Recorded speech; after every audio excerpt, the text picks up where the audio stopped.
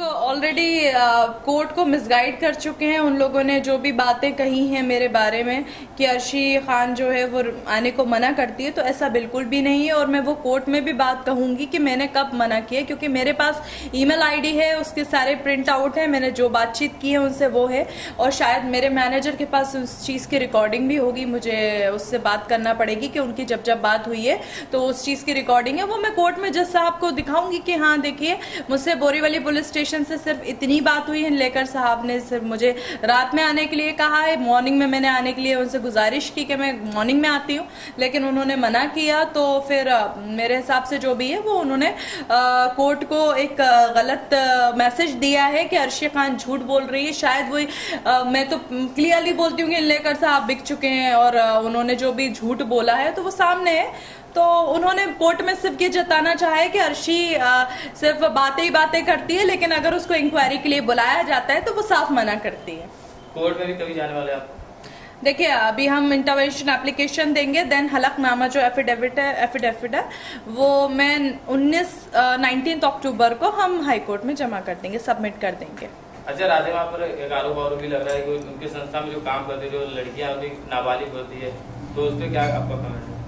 देखिए सबसे पहले ये बात मैंने ही कही थी कि वहाँ पर माइनर लड़कियां जो 16-16 साल की हैं, 15-16 साल की हैं, उनसे मतलब काम किया जाता है। उनकी कैटेगरीज भी मैंने बताई थी सबसे पहले कि कुछ 3rd क्लास की होती हैं तो उनको झाड़ू पोछा में, और उनसे जो घर के काम होते हैं और वो जो राधे माँ से रिलेटेड काम होते हैं, उनके कपड़े धुलवाना, उनका मसाज करवाना हो या फिर उनका खाने से रिलेटेड हो, उनकी बॉडी से रिलेटेड हो, तो वो जो 3rd कैटेगरी में जो लड़कियां आती हैं वो उनसे काम किया जाता है। अब जो 2nd कैटेगरी की लड़कियां होती हैं उनके साथ क्या होता है कि उनको मसाज के लिए इस्तेमाल किया जाता है। जो बिजनेस पार्टनर्स उनके आते हैं और उनके सामने अगर गलत काम करवाना हो तो उसके लिए इस्तेमाल किया जाता है। और 1st कैटेगरी तो मैं ऑलरेडी बोल ही चुकी हूँ कि वो लड़कियों को सप्लाई करती है और जो भी सेक्स रैकेट चलाती है वो 1st और 2nd वाली लड़कियों के साथ मिलकर करती है। हाँ ये है कि जो मतलब मेरा कहना ये है कि जो 14-14, 15-15 साल की लड़कियां, उनके माँ बाप उनको राधे माँ के दर भेजते हैं कि शायद हमारी लड़कियां फ्यूचर में कुछ कर पाएं, कुछ गुण उनसे मतलब हासिल कर सकें ताकि वो आगे बढ़कर कुछ अच्छे काम कर सकें।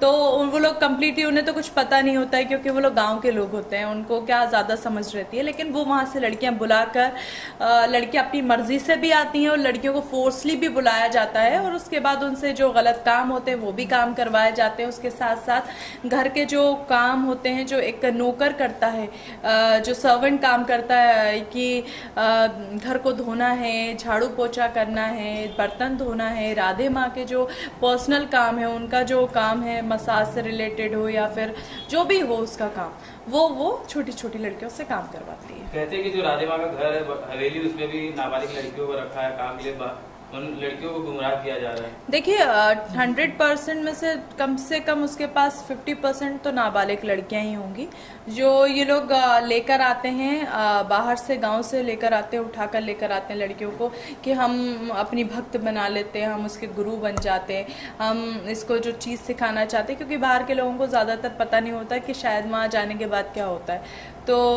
बस यही है कि छोटी छोटी लड़कियों को लाया जाता है, उनको बेवकूफ़ बना के घर का काम करवाया जाता है, राधे माँ का काम करवाया जाता है, और जो एक नौकर काम करता है वो सब छोटी छोटी लड़कियों से करवाया जाता है। Thank you. Thank you.